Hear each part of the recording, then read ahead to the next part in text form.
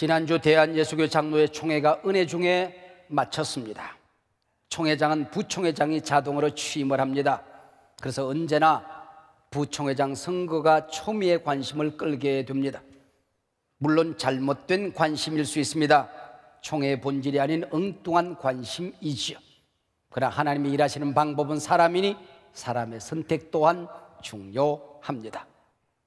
한없이 부족한 제가 대한예수교 장로회 100회 총회 부총회장에 출마하고 앞으로 1년 동안 어쩌면 잔인한 선거를 치루어야 할 것 같습니다. 교인들 입장에서는 총회장이 된다는 게 무슨 의미인지, 그것이 왜 중요한지 모르기 때문에 원하지도 기뻐하지도 않는다는 사실을 저는 잘 알고 있습니다. 그러나 제 심장에 부어주신 한국교회를 향한 비전, 열정, 꿈, 눈물, 그 중요성 때문에 저는 이 길을 갈 수밖에 없습니다. 한국교회를 생각하면 가슴이 아리고, 한국교회를 부둥켜 안고 무릎을 꿇으면 눈물이 저절로 쏟아지는 것은 어찌할 수 없는 걸, 이 사명 버릴래야 버릴 수 없는 걸, 그것이 저의 하나님 나라 교회론입니다.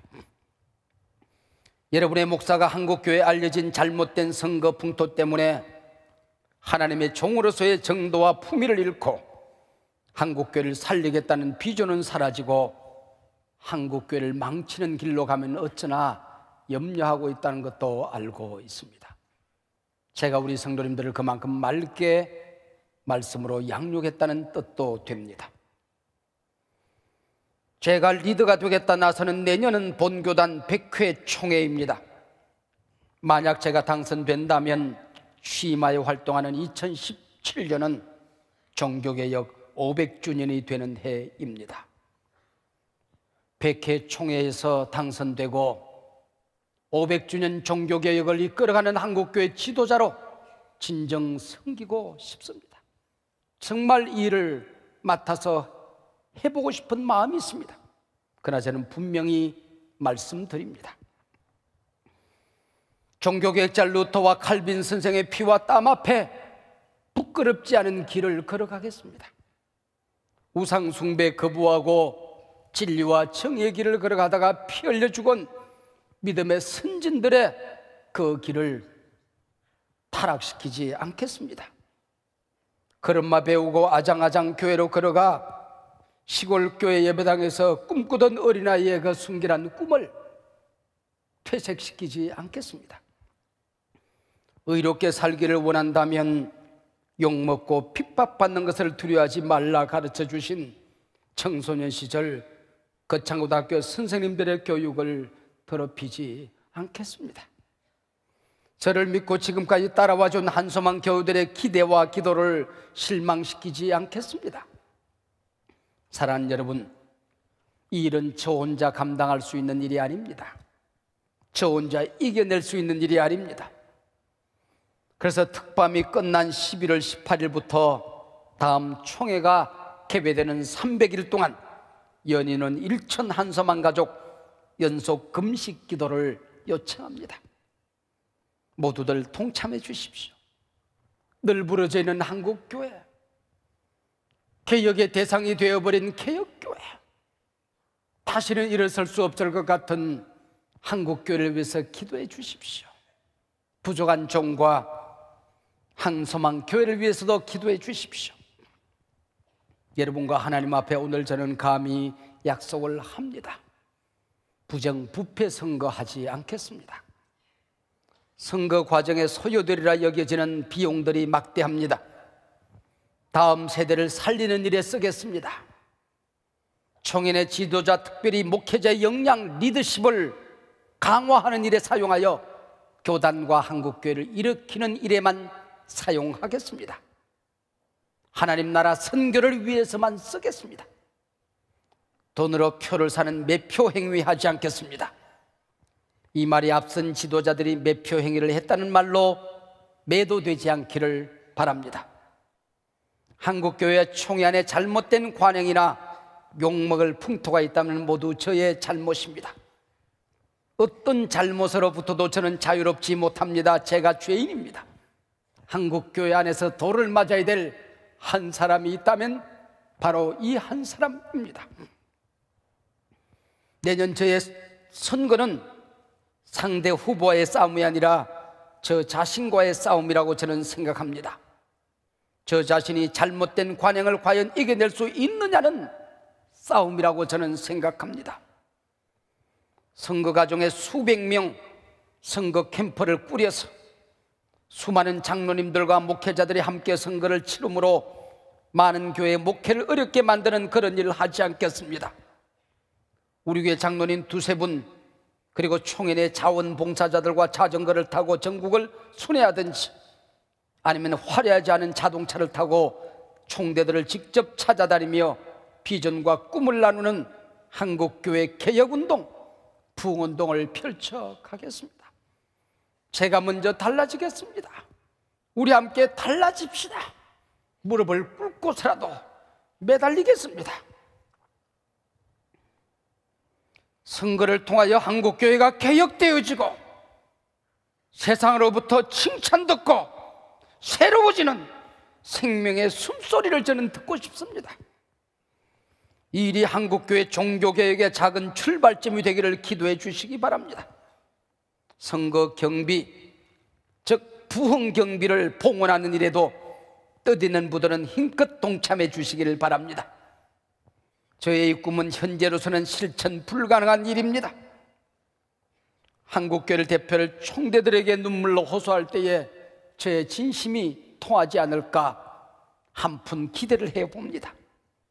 만약 그것이 받아들여지지 않고 이번 선거에서 떨어진다면 흔쾌히 기쁨으로 떨어지겠습니다. 일평생 이 낙선을 영광으로 안고 살아가겠습니다. 그리고 한소망교회와 함께 교단이 아닌 한국교회 전체의 개혁과 부흥을 향해 기쁨으로 나아가겠습니다. 비텐베르그 성당에 95개조 반박문을 내걸었던 고독한 개혁자 루터가 가는 길을 한 걸음이라도 가보겠습니다. 가다가 매 맞아 죽으면 순교로 알고 살아가겠습니다. 저의 이 비장한 의지를 축복해 주시기 바랍니다. 저는 이번 프로젝트를 500 선거 개혁이라 이름했습니다. 종교개혁 500주년에 걸맞는 선거 개혁을 통한 한국교회 개혁의 선봉에 서겠다는 저의 결단입니다. 앞으로 1년 목회의 많은 부분을 우리 부교육자들에게 맡기렵니다. 여러분의 목사가 24년 아니 40년 동안 한 번도 안식년을 갖지 못했는데 안식년을 주셨다 생각해 주시기 바랍니다. 우리 부교육자들도 담임 목사의 거룩한 몸짓이 성도들에게 공백으로 느껴지지 않도록 1년 동안 목회에 매진해 주시기를 바랍니다. 일터에서, 여러분의 경제전선 한복판에서, 가정 안에서 여러분도 저와 함께 동일한 길을 걸어가 주시기를 요청합니다. 복 있는 사람은 악인들의 꾀를 따르지 않습니다. 죄인들의 길에 서지 않습니다. 오만한 자들의 자리에 앉아서 그것을 즐기지 않습니다.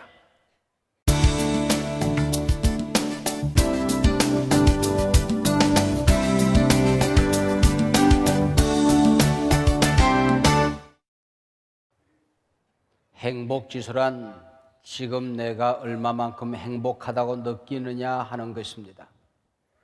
칼 리티는 그의 행복론에서 하나님의 사람들은 하나님 가까이 다가갈수록 행복을 느낄 수 있고 하나님과 멀어질수록 불행을 느끼게 될 것이라고 말했습니다. 우리의 생각, 우리의 마음, 우리의 삶이 하나님 가까이 있다고 한다면 행복하다는 얘기겠지요. 여러분 행복하십니까? 그 행복을 찾아 어디를 향하여 가고 계십니까? 청교도들이 신앙의 자유를 찾아 영국을 떠날 때 두 척의 배 에서더호와 메이플라워호가 준비되어졌습니다. 당시 잘 사는 곳, 살기 좋은 땅으로 알려진 남미로 가려던 사람들은 에서더호를 탔고 오직 신앙의 자유, 행복한 신앙을 원했던 사람들은 메이플라워를 타고 미 개척지 아메리카로 갔습니다. 남미로 갔던 사람들은 신앙의 기쁨도 여유로운 삶도 다 잃어버렸습니다. 그러나 행복한 신앙생활을 찾았던 사람들은 오늘의 USA 미국을 건설했습니다. 여러분이 지금 찾아 헤매는 그 종착점에 무엇이 기다리고 있을까요? 여러분은 무엇을 보고 살아가십니까?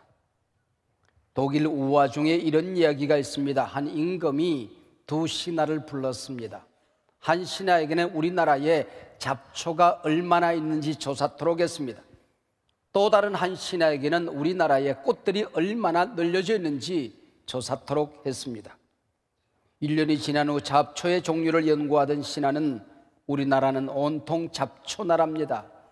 온 나라가 잡초로 뒤덮여 있습니다 라고 보고를 했습니다.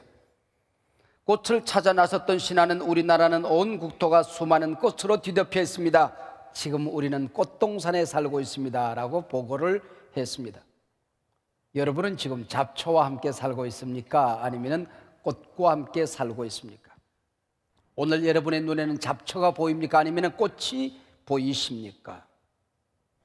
사람이 어떤 마음과 어떤 눈으로 세상을 보느냐 여하에 따라서 얼마든지 세상은 다르게 보일 수 있다는 뜻입니다.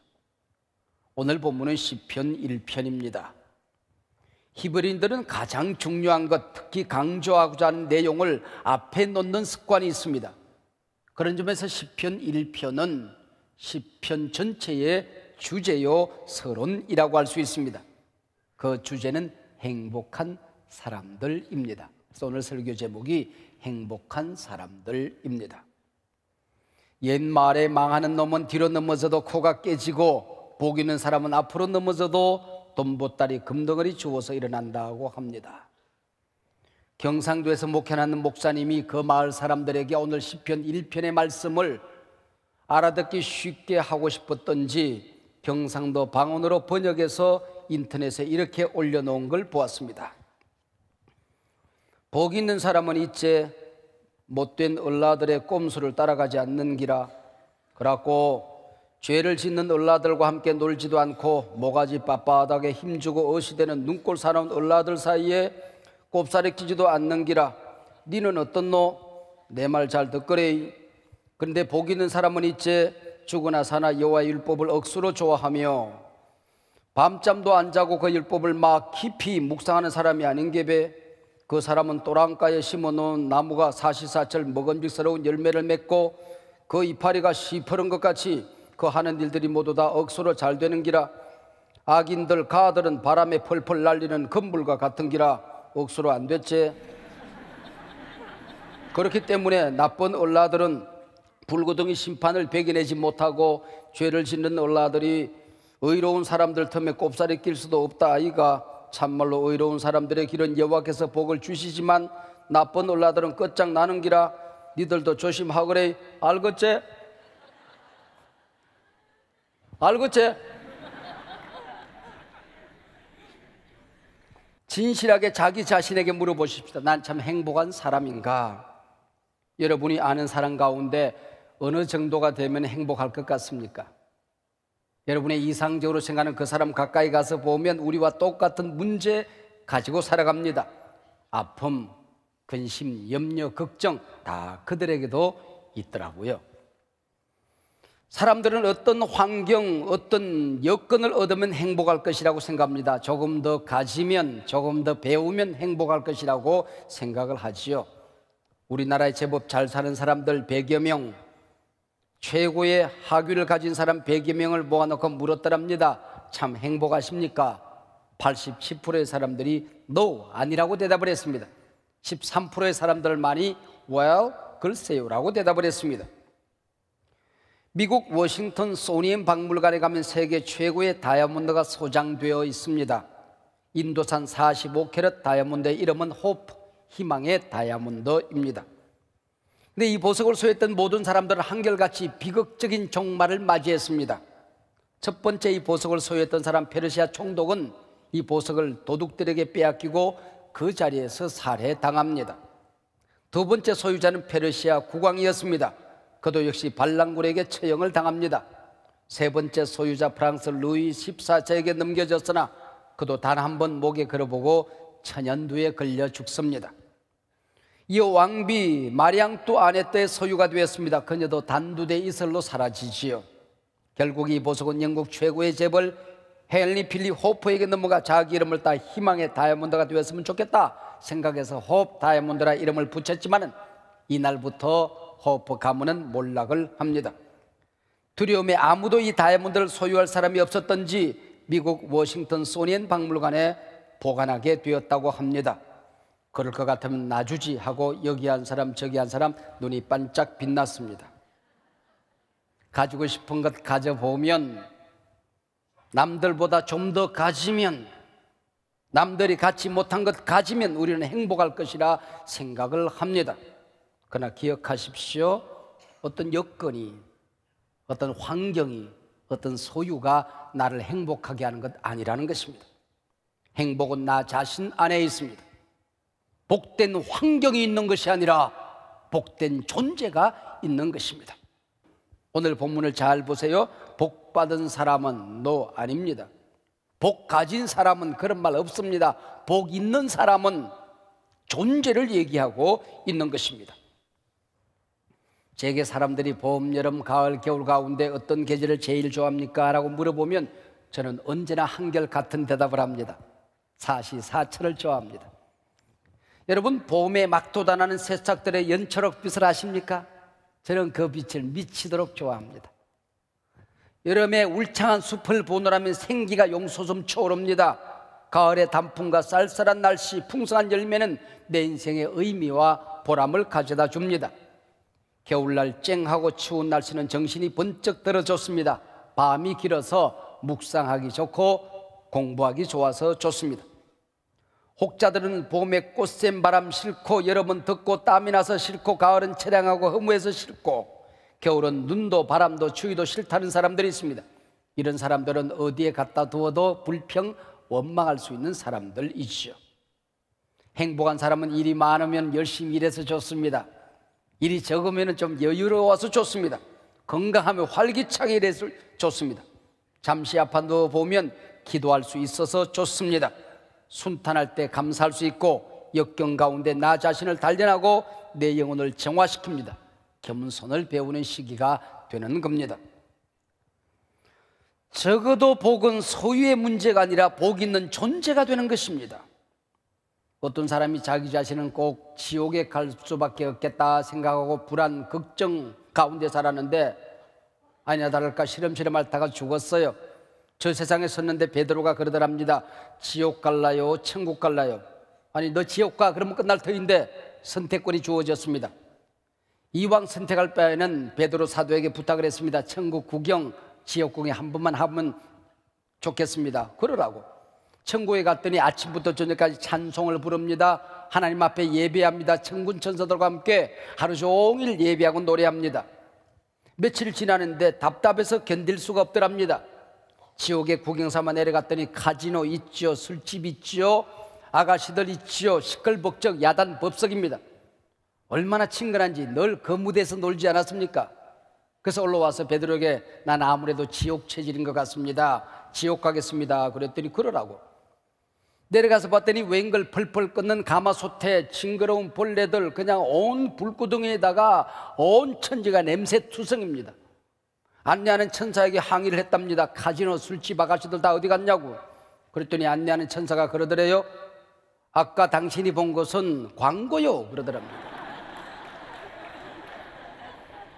다시 돌아가겠다고 그랬더니 광고를 볼 때는 당신이 관광 비자로 왔고 지금은 시민권 영주권자로 왔기 때문에 못 돌아가요 그러더랍니다. 천국 체질이 되어야 하는 거죠. 제가 노래 한 곡 할게요. 사랑은 아무나 하나, 천국은 아무나 가나. 천국 체질이 돼야 되는 거지. 기도가 지겨운데, 예배가 힘드는데, 찬송이 재미없는데 천국 가서 뭘 하자는 겁니까 여러분? 역사상 가장 사치스러운 왕으로 알려진 루이 14세는 그가 가지고 싶은 것 있으면 뭐든지 가져야 직성이 풀리는 사람이었습니다. 세상 다 가져보았지만은 갈증을 이기지 못하여 병들어 알아눕게 되었습니다. 백약이 무효였습니다. 온 세상 명의들이 치료할 방법이 없었습니다. 시골에서 올라온 한 의사가 말하더랍니다. 이 세상에서 가장 행복한 사람의 속옷을 입어보면 이 병은 나을 것이라고. 그래서 신하들과 함께 온 세상을 뒤졌습니다. 어디에도 행복한 사람을 만나지 못하던 어느 날, 해가 서산해지는 어느 시간에 한 목동이 양을 몰고 내려오는데 큰 노래에다가 춤을 덩실덩실 치고 옵니다. 마냥 행복해 보였습니다. 소년아, 너는 걱정 근심이 없느냐? 무슨 걱정 근심이 있습니까? 진정으로 행복하냐? 행복하다 마다요. 자초지종을 얘기했습니다. 그리고 속옷을 빌려달라 얘기했더니 폐하가 원하시는데 뭘 못 드리겠습니까? 그러나 그리고 옷을 벗어 보이는데 속옷이 없더랍니다.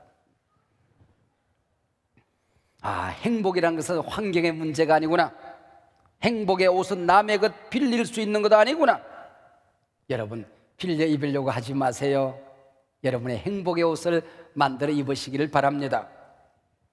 재물을 따라만 다니는 사람이 있고 재물이 따라오는 사람이 있듯이 행복을 쫓아만 다니는 사람이 있고 행복이 따라오는 사람이 있더라는 것입니다. 내가 복 있는 존재가 되고 나면 행복이 따라오는 것을, 오늘 본문을 잘 살펴보면 복 있는 존재가 되고 나면 내게 어떤 권세가 주어집니다. 불행을 거절할 수 있는 힘 말입니다. 물밀듯 밀려오는 죄악과 불행을 거절할 수 있는 힘이 복 있는 사람에게 주어지더라고 하는 것이죠. 오늘 시편은 행복이란 말로 시작하여 멸망이란 단어로 끝이 납니다. 모든 인간 앞에는 행복의 길과 멸망의 길이 놓여져 있습니다. 복된 길과 저주스러운 길이 놓여져 있습니다. 유명한 플라톤이라는 철학자는 인간의 행복 조건으로 5가지를 말하고 있습니다. 첫째, 먹고 입고 살고 싶은 수준에서 조금 부족한 듯한 재산. 둘째, 모든 사람이 칭찬하기에 약간 부족한 용모. 부족한 영모가 아니고 용모. 셋째, 사람들이 자신이 가지고 싶은 것에서 절반 정도밖에 알아주지 않는 명예. 넷째, 겨루어서 한 사람을 이기고 나면 두 사람에게 질만한 체력. 다섯째, 네가 연설을 했을 때 그 연설을 듣고 절반의 사람이 고개를 끄덕여 줄 만한 말솜씨. 은필칭 2등의 행복이라고 하는 거지요.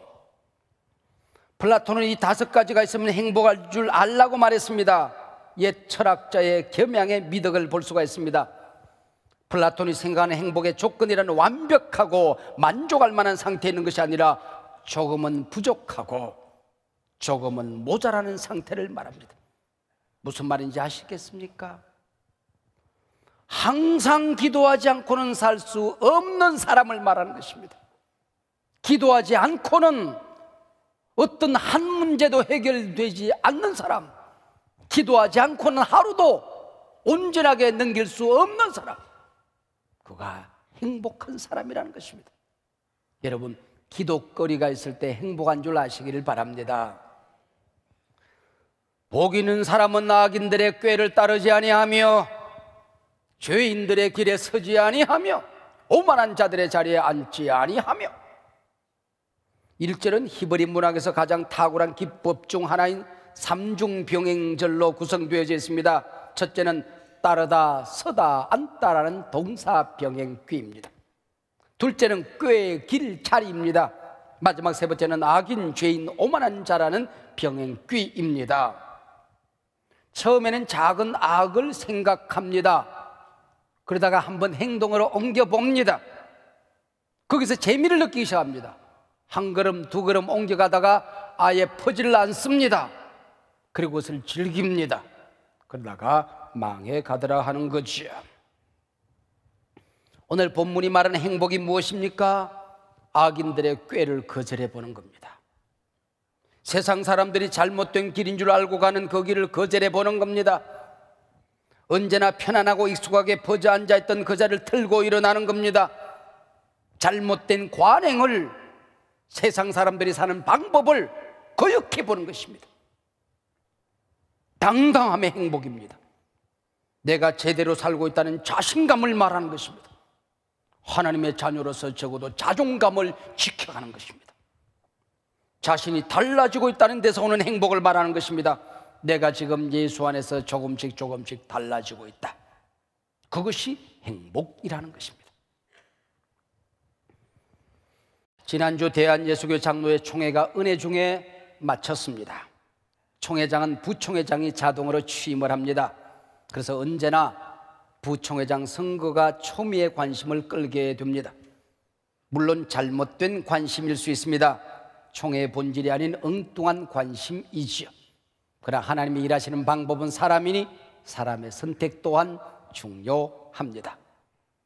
한없이 부족한 제가 대한예수교 장로회 100회 총회 부총회장에 출마하고 앞으로 1년 동안 어쩌면 잔인한 선거를 치루어야 할 것 같습니다.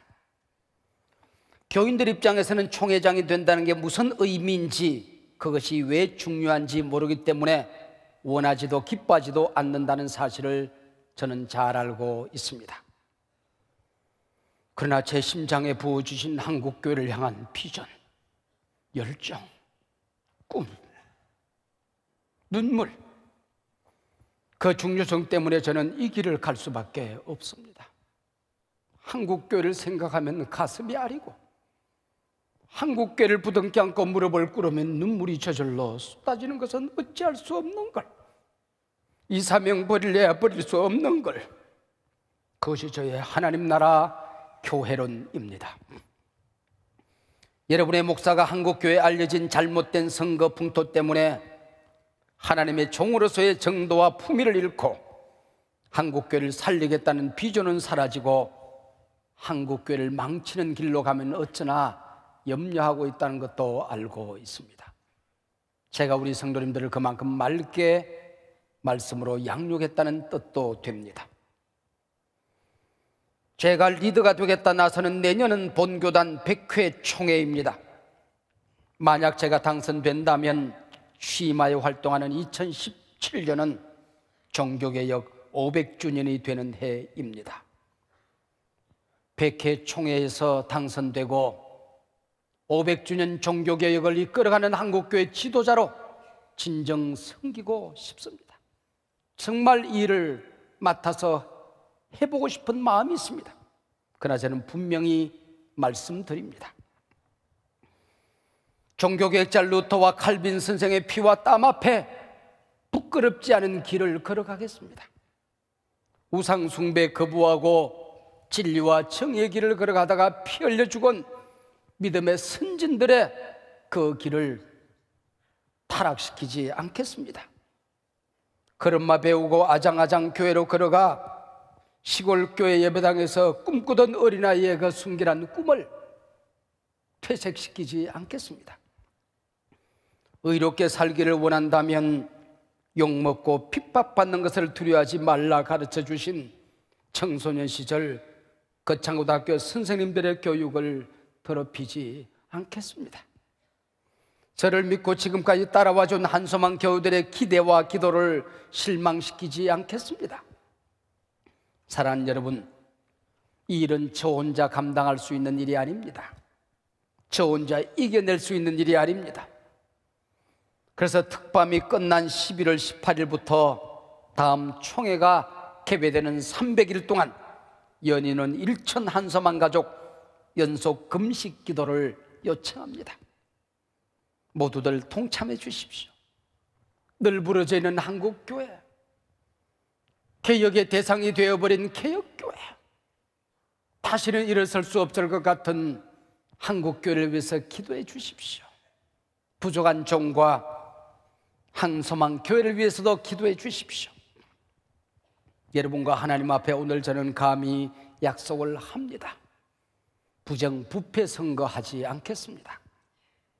선거 과정에 소요되리라 여겨지는 비용들이 막대합니다. 다음 세대를 살리는 일에 쓰겠습니다. 총연의 지도자, 특별히 목회자의 역량, 리더십을 강화하는 일에 사용하여 교단과 한국교회를 일으키는 일에만 사용하겠습니다. 하나님 나라 선교를 위해서만 쓰겠습니다. 돈으로 표를 사는 매표 행위하지 않겠습니다. 이 말이 앞선 지도자들이 매표 행위를 했다는 말로 매도되지 않기를 바랍니다. 한국교회 총회 안에 잘못된 관행이나 욕먹을 풍토가 있다면 모두 저의 잘못입니다. 어떤 잘못으로부터도 저는 자유롭지 못합니다. 제가 죄인입니다. 한국교회 안에서 돌을 맞아야 될 한 사람이 있다면 바로 이 한 사람입니다. 내년 저의 선거는 상대 후보와의 싸움이 아니라 저 자신과의 싸움이라고 저는 생각합니다. 저 자신이 잘못된 관행을 과연 이겨낼 수 있느냐는 싸움이라고 저는 생각합니다. 선거 과정에 수백 명 선거 캠프를 꾸려서 수많은 장로님들과 목회자들이 함께 선거를 치르므로 많은 교회의 목회를 어렵게 만드는 그런 일을 하지 않겠습니다. 우리 교회 장로님 두세 분, 그리고 총회 내 자원봉사자들과 자전거를 타고 전국을 순회하든지, 아니면 화려하지 않은 자동차를 타고 총대들을 직접 찾아다니며 비전과 꿈을 나누는 한국교회 개혁운동, 부흥운동을 펼쳐가겠습니다. 제가 먼저 달라지겠습니다. 우리 함께 달라집시다. 무릎을 꿇고서라도 매달리겠습니다. 선거를 통하여 한국교회가 개혁되어지고 세상으로부터 칭찬 듣고 새로워지는 생명의 숨소리를 저는 듣고 싶습니다. 이 일이 한국교회 종교개혁의 작은 출발점이 되기를 기도해 주시기 바랍니다. 선거 경비, 즉 부흥 경비를 봉헌하는 일에도 뜻있는 부들은 힘껏 동참해 주시기를 바랍니다. 여러분이 피 흘려 눈물 고여 봉헌해 주신 그 가치들을 소중히 지켜가겠습니다. 저의 꿈은 현재로서는 실천 불가능한 일입니다. 한국교회를 대표할 총대들에게 눈물로 호소할 때에 저의 진심이 통하지 않을까 한푼 기대를 해봅니다. 만약 그것이 받아들여지지 않고 이번 선거에서 떨어진다면 흔쾌히 기쁨으로 떨어지겠습니다. 일평생 이 낙선을 영광으로 안고 살아가겠습니다. 그리고 한소망교회와 함께 교단이 아닌 한국교회 전체의 개혁과 부흥을 향해 기쁨으로 나아가겠습니다. 비텐베르그 성당에 95개조 반박문을 내걸었던 고독한 개혁자 루트가 가는 길을 한 걸음이라도 가보겠습니다. 가다가 매 맞아 죽으면 순교로 알고 살아가겠습니다. 저의 이 비장한 의지를 축복해 주시기 바랍니다. 저는 이번 프로젝트를 500 선거개혁이라 이름했습니다. 종교개혁 500주년에 걸맞는 선거개혁을 통한 한국교회 개혁의 선봉에 서겠다는 저의 결단입니다. 앞으로 1년 목회의 많은 부분을 우리 부교육자들에게 맡기렵니다. 여러분의 목사가 24년 아니 40년 동안 한 번도 안식년을 갖지 못했는데 안식년을 주셨다 생각해 주시기 바랍니다. 우리 부교육자들도 담임 목사의 거룩한 몸짓이 성도들에게 공백으로 느껴지지 않도록 1년 동안 목회에 매진해 주시기를 바랍니다. 일터에서, 여러분의 경제전선 한복판에서, 가정 안에서 여러분도 저와 함께 동일한 길을 걸어가 주시기를 요청합니다. 복 있는 사람은 악인들의 꾀를 따르지 않습니다. 죄인들의 길에 서지 않습니다. 오만한 자들의 자리에 앉아서 그것을 즐기지 않습니다. 의로운 길을 걸어가는 사람들에게 행복한 열매를 주시겠다 오늘 본문 3절은 약속하고 있습니다. 시냇가에 심은 나무가 될 것이다. 트랜스플랜티드, 사막에 던져진 나무가 아닙니다. 우연히 솟아나고 돋아난 나무가 아닙니다. 누군가 목적이 있어서, 이유가 있어서 소중한 땅에 심어주신 나무입니다. 트랜스플랜티드. 시냇가에 심은 나무도 모진 바람 맞습니다. 눈 내리면 나무까지 부러지기도 합니다. 시냇가에 심은 나무 같은 사람들도 세상 사람들이 당하는 불경기, 불황, 어려움 다 당합니다. 진리의 길을 걸어가다가 고통을 당할 수 있습니다. 의로운 길을 가다가 실패를 맛볼 수 있을 것입니다. 질병을 앓기도 할 것입니다. 우리가 당당한 진리의 길을 가지만 항상 좋은 일, 성공만 있는 것 아닙니다. 그러나 시냇가에 심은 나무가 되어서 영양분이 필요할 때에 영양분을 공급받을 수 있는 나무입니다. 하나님의 말씀에 뿌리 내리고 살아가면, 우리가 사랑하는 이 교회, 우리의 인생에 뿌리를 내리고 살아가면, 성령의 심장 한복판에 예수님께 우리 인생에 뿌리를 내리고 살아가면 여러분, 돕는 손길들이 나타나게 될 것입니다. 의로운 길에 하나님이 축복해 주실 것입니다. 행복한 열매를 맺는 그 열매를 맛보고 이웃들에게 나눈 날이 오게 될 것입니다. 여러분, 목사님 때문에 우리들 행복해요. 성도 여러분, 여러분 때문에 저는 행복합니다. 당신 때문에 나는 행복해요. 얘들아, 너희들 때문에 엄마 아빠 행복하다. 사랑스러운 엄마 아빠가 우리 곁에 계셔서 우리 행복해요. 이 행복의 열매가 한숨만 교회를 통하여 한국교회 안에 나누어지기를 기대합니다. 박영희님의 팽이라는 시를 읽고 오늘의 말씀을 맺고자 합니다. 옳게 한번 서보기 위해 아랫도리에 핏물이 든다. 채찍을 피하지 않는 저 당당함, 줄에 목을 메고도 포기하지 않는 저 뜨거움, 일어서고 싶거든 한번 사무쳐 보라. 바람 같은 원한이어도 좋다. 팽이는 서고 싶은 것이다. 어떠한 빙판 위에서라도 중심을 잃고 싶지 않은 것이다.